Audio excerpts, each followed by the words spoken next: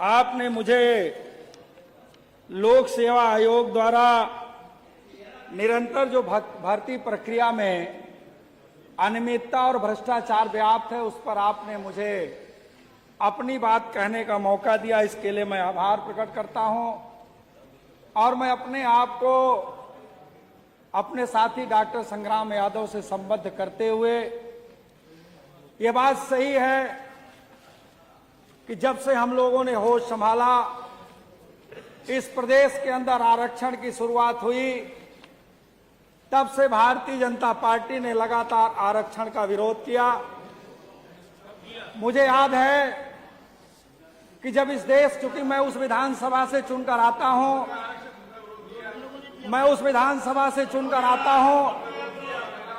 जहां से स्वर्गीय वीपी सिंह जी देश के प्रधानमंत्री थे, वो मैं उसी कांस्टिट्यूंसी से चुनकर आता हूं।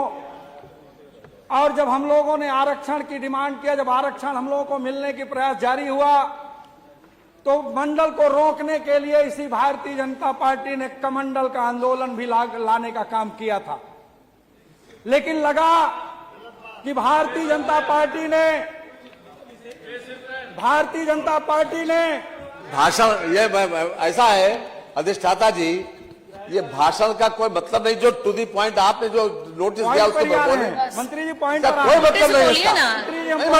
ये नहीं चलेगा, जो टू दी पॉइंट बोलिए, ये नहीं चलेगा बिल्कुल।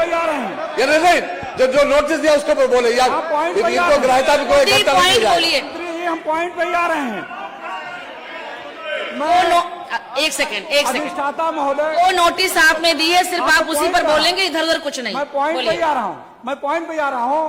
इतना टाइम लेंगे पॉइंट पर आने में? माननीय अधिष्ठाता महोदय, हमारे इसी उत्तर प्रदेश के अंदर इसी हमारी सरकार के खिलाफ नैरेटिव बनाने के लिए पूरे उत्तर प्रदेश में लोक सेवा आयोग को यादव आयोग बनाकर बैकवर्ड की दूसरी जातियों में आप सब हो गया करके आप वोट तो लेने का काम किया।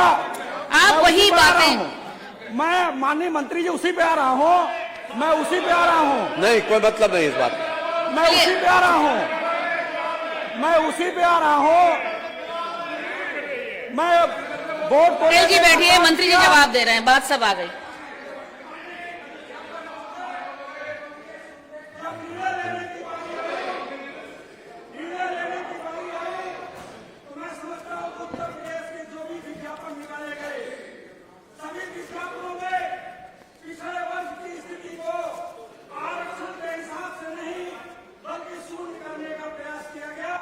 जिसका विज्ञापन कई आपके सामने रखा गया, मैं तो बधाई देता हूं और आभार प्रकट करता हूं श्रद्धेय नेताजी का।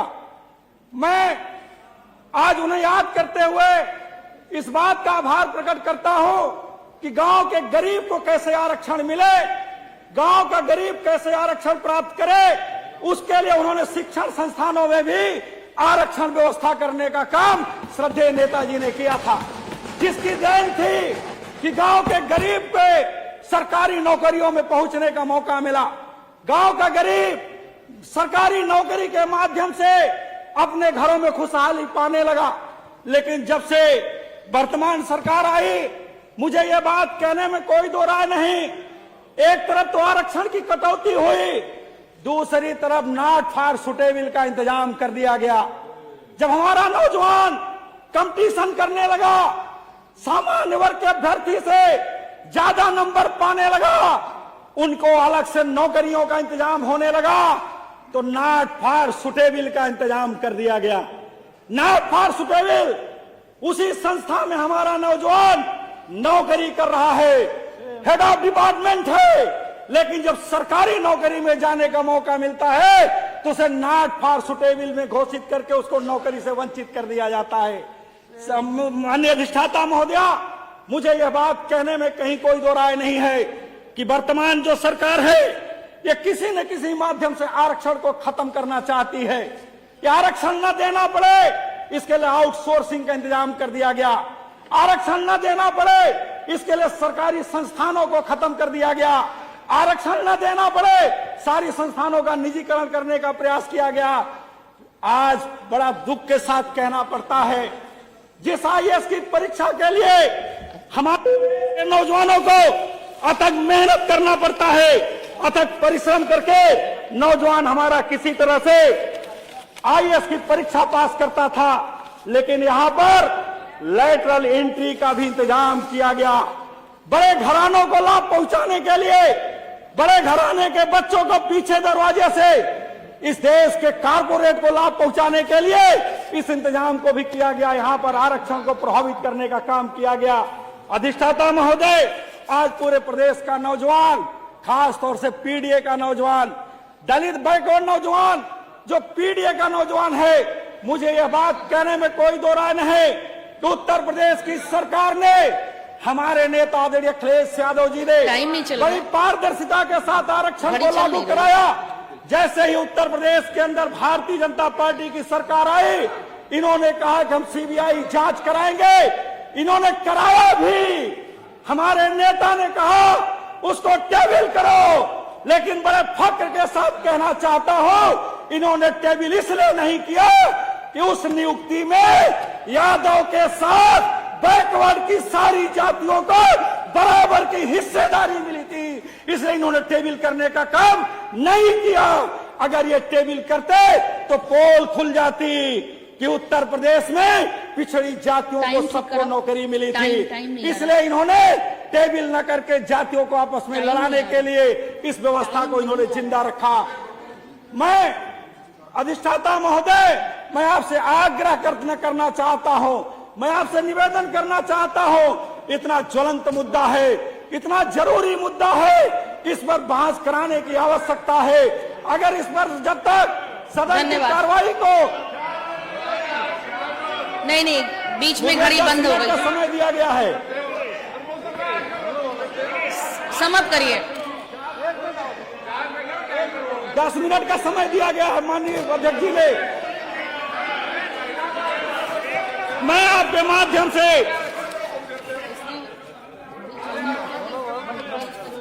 मैं अधिष्ठाता महोदय, एक सदन के अंदर हमारे जो साथी सत्ता पक्ष में बैठे हैं, संविधान की देन थी, बाबा साहब डॉक्टर अम्बेडकर की देन थी कि आप सदस्य बनकर सदन में आए हो। आप तो विधायक बन गए, मंत्री बन गए, पीडीए पिछड़ों के रास्ते में रुकावट मत बनो। कहीं ऐसी स्थिति ना हो जाए, इस देश में आपने जाना होगा कि जयचंद का भी इतिहास था, जयचंद का भी इतिहास था, कहीं आपको भी उसी रूप में संबोधित न करना पड़े। इसलिए मैं आपसे कहते हुए आग्रह करना चाहता हूं कि आप भी इस लड़ाई में साथ दो।